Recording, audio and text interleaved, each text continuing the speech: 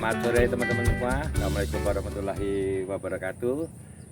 Hari ini saya akan bercerita panjang lebar tentang kelengkeng. Karena masih banyak orang yang salah untuk menentukan dia mau nanam di halaman itu kelengkeng apa, atau di kebun nanti skala kebun itu kelengkeng apa, dan bagaimana perbedaan masing-masing jenis, keunggulan dan kelemahannya masing-masing ya. Nanti kalau ada yang kurang tahu silakan komen di bawah, nanti akan saya jawab. Jadi kelengkeng itu pada dasarnya dibagi menjadi dua. Ini dua ya, dua jenis. Itu ada kelengkeng temperit sama non temperit, artinya kelengkeng dataran tinggi dan dataran rendah. Kelengkeng dataran tinggi tapi bisa ditanam di dataran rendah. Jadi kelengkeng rata-rata temperit itu ada dua jenis yang banyak ditanam di masyarakat, yaitu kelengkeng itoh dan new crystal. Itu kelengkeng dataran tinggi, dia tidak dapat berbuah. Jadi walaupun kita tanam, kita sampai tua pun tidak akan berbuah.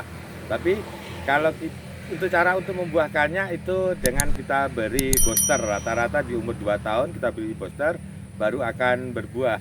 Kelengkeng itu atau new crystal itu biasanya untuk skala kebun, bukan untuk ditanam di halaman. Kenapa?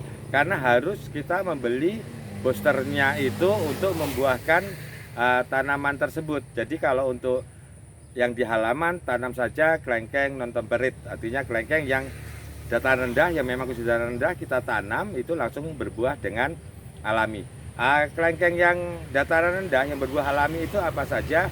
Yang umumnya adalah ada Diamond River, ada Pimpong, ada Matalada, terus nanti ada kelengkeng merah yang jenis baru, terus kristalin, terus puangrai ya. Banyak jenis lainnya sih sebenarnya, tapi itu nanti yang akan kita bahas di sini ada sekitar 6 atau 7 jenis ini.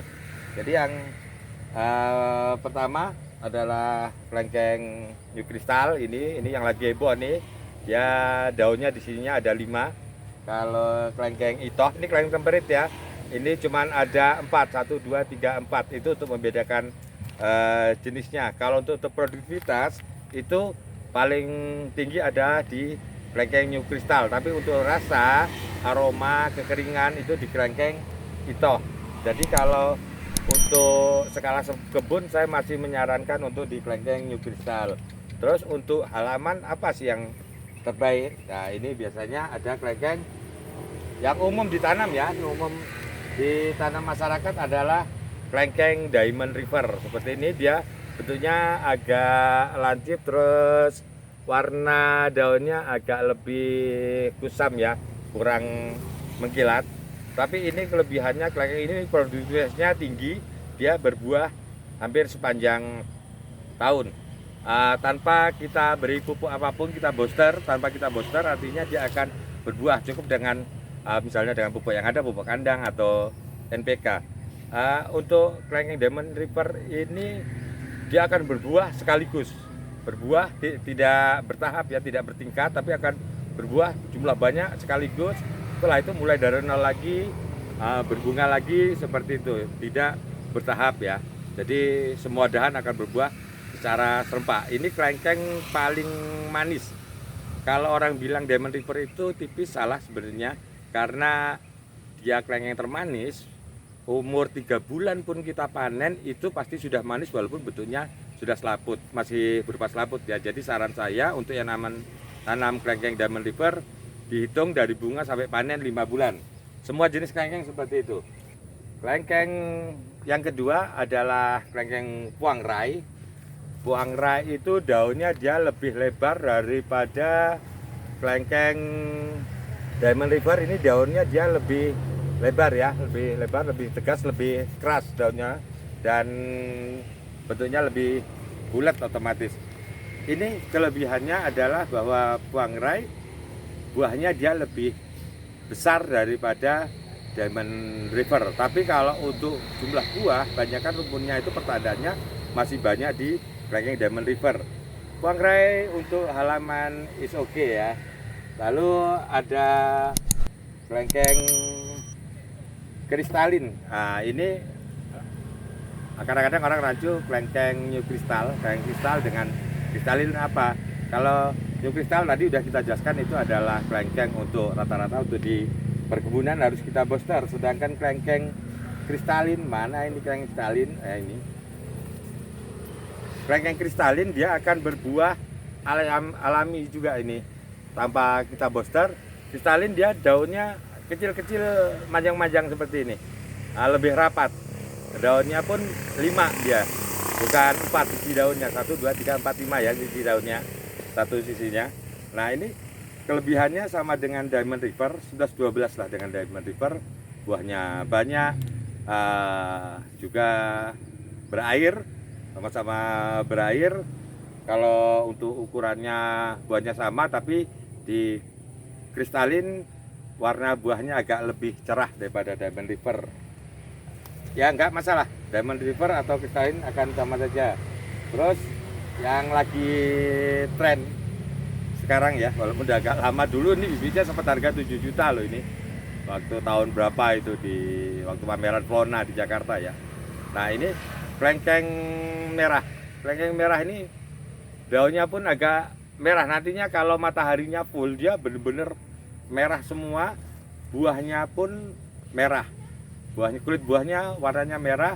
Ini cocok sekali untuk di halaman ya, karena dia bisa sebagai untuk tanaman hias karena daunnya warna merah dan buahnya merah. Juga ini bisa kita petik hasilnya. Kelengkeng jenis kelengkeng merah atau red longan ini sama dengan kelengkeng mata lada. Ini kelengkeng mata lada, bentuk daunnya sama. Jadi daunnya dia akan melekuk ke atas, daunnya melekuk ke atas. Ini mirip ini daunnya, cuman ini warnanya merah, kalau ini warnanya hijau. Nah ini kelebihannya kelengkeng mata lada. Mata lada ini kalau saya sepakat itu sama dengan kelengkeng satu jari Malaysia, itu sama menurut saya. Jadi ini kelebihannya bijinya kecil-kecil. Kelengkeng paling kecil adalah di mata lada. Kalau kelengkeng merah bijinya tidak stabil walaupun daunnya sama, tapi di kelengkeng merah bijinya kadang-kadang besar, kadang-kadang kecil, tidak stabil. Kalau di mata lada ini bijinya dia lebih stabil, kecil semua, warnanya putih, ada lingkar tengahnya. Kelemahannya adalah bahwa tangkai bunganya pendek ya, rata-rata sekitar 25 cm untuk sampai 30 pun akan susah, sekitar 1 kilanan gini.